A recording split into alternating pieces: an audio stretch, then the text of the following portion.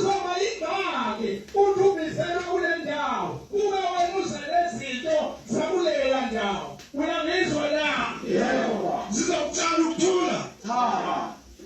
sizotshala inqubo enkozweni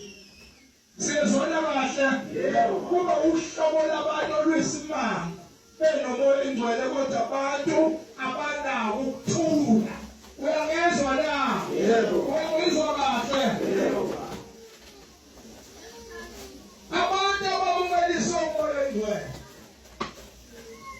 banqoba inqalomo yenyama uyangizwa la yebo ngithi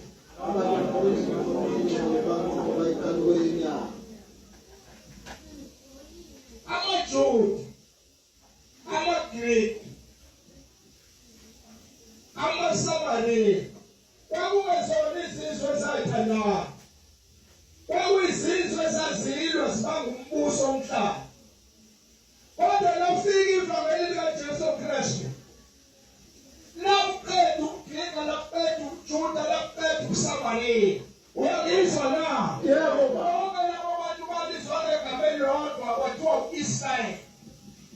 ngoba sebemukeliswe umoya oyingcwele uyangizwa na yebo uyangizwa kahle umuntu omukela umoya oyingcwele uyaneliswa uyangizwa na akahambe ngalaza labungcono khona lo muntu ohambe ngalaza labungcono khona usadalika lukozenyama uyangizwa na uyangizwa kahle ingako babizwa ngezimvu zikaNkulunkulu uma sebebhajiswa amandla banika uthumo kodwa bahambisa indaba